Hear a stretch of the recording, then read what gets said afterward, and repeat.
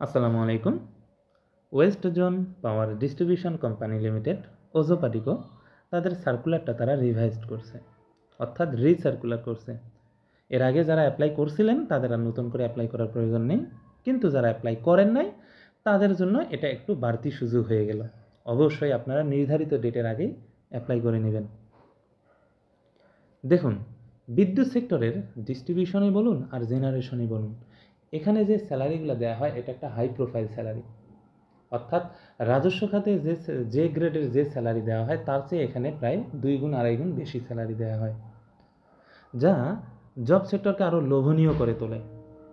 তো কাজেই আপনার যদি স্বপ্ন থাকে এরকম পাওয়ার সেক্টর, তাহলে কিন্তু আপনার জন্য এই সার্কুলারটা একটা ভালো অপরচুনিটি হতে পারে। কাজেই এখানে অ্যাপ্লাই করে আপনি আপনার ডিপার্টমেন্ট অনুযায়ী আপনার সিলেবাসকে আপনি গোছাই রাখুন। যখনই এক্সাম ডেট দিবে তখন আপনি এক্সাম দিবেন। আর প্রিভিয়াস টাইমে এই ওয়েস্ট জোনের যে এক্সামগুলো হয়েছে সব কুয়েটে হয়েছে, খুলনায়। তো সেক্ষেত্রে আশা করা যায় সামনের পরীক্ষাটাও কুয়েটেই হবে।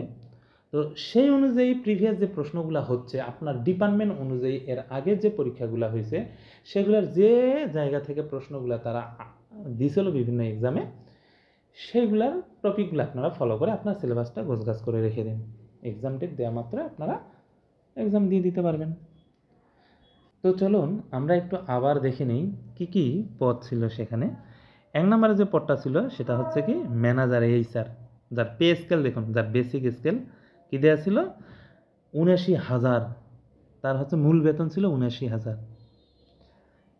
এখানে কিন্তু নাম্বার অফ ভ্যাকেন্সি হচ্ছে একজন নেবে আর কি। এরপর 2 নম্বরের ছিল কি ম্যানেজার অ্যাকাউন্ট ফিন্যান্স, এখানেও দেখুন পে স্কেল, অর্থাৎ তার মূল বেসিকই হবে শুধুমাত্র 79,000, এখানেও হচ্ছে একজন নেবে।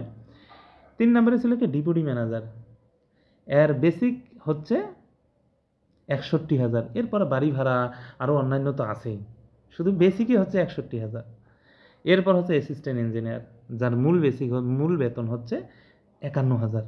এখানে 35টা লোক নেবে, ইলেকট্রিক্যাল থেকে নেবে, অর্থাৎ ট্রিপলি থেকে 20 জন, মেকানিক্যাল থেকে 5 জন, সিভিল থেকে 3 জন আর সিএসসি থেকে 7 জন, টোটাল নেবে 35 জন।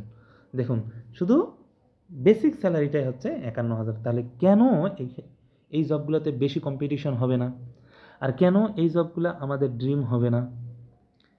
5 নম্বরে কি এখানে অ্যাসিস্ট্যান্ট ম্যানেজার, কিন্তু এটা এইচআর, এখানেও দেখুন পে স্কেল 51,000।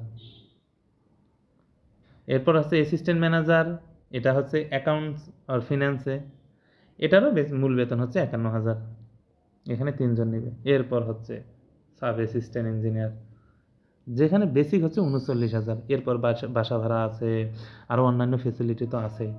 এখানে টোটাল কয়জন নেবে 22 জন, এর মধ্যে ইলেকট্রিক্যাল 15 জন, মেকানিক্যাল 4 জন, সিভিল 1 জন আর সিএসসি।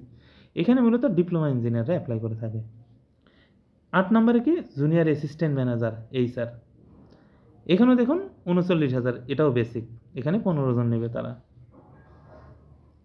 9 নম্বরে জুনিয়র অ্যাসিস্ট্যান্ট ম্যানেজার, এটা অ্যাকাউন্ট ফিন্যান্সে, এটাও বেসিক হচ্ছে 39,000, এখানে তারা নেবে 20 জন।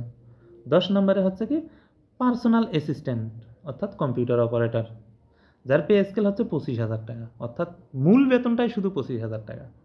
এরপর বাড়ি ভাড়া আছে, আরও অন্যান্য ফেসিলিটি তো আছেই। এরপর 11 নম্বর সিকিউরিটি ইন্সপেক্টর, যার পে স্কেল হচ্ছে 24,000, অর্থাৎ মূল বেতনটা হবে তার 24,000, মূল বেসিক যেটা আমরা বলি। এরপর আদার্স যে ফেসিলিটি বাড়ি ভাড়া আরও ইটিসি যোগ হবে, এখানে 6 জন নেবে। 12 নম্বরে কি আছে জুনিয়র টিচার, অর্থাৎ হাই স্কুলের জুনিয়র টিচার নেবে, যার এখানে 18,000 টাকা তার বেসিক আর কি, এখানে নেবে 3 জন। এরপর হচ্ছে অ্যাসিস্ট্যান্ট টিচার প্রাইমারি, এটাও হচ্ছে 18,000 টাকা মূল বেতন থাকবে। এই ছিল হচ্ছে তাদের 13টা সিরিয়ালে তারা বিভিন্ন ধরনের লোক নিচ্ছে।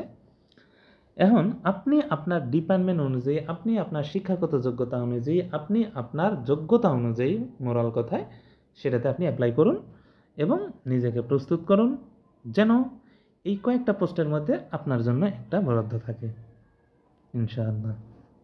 এখানে নিচের দিকে দেখুন কিভাবে অ্যাপ্লাই করতে হবে এবং কত টাকা জমা দিতে হবে, সব কিছু ডিটেলস এখানে বলা আছে, আপনারা একটু পড়ে সঠিকভাবে আগে পড়বেন, পড়ে নির্ধারিত ডেটের মধ্যেই আপনার অ্যাপ্লিকেশনটা সাবমিট করবেন। আপনাদের জন্য শুভকামনা রইল।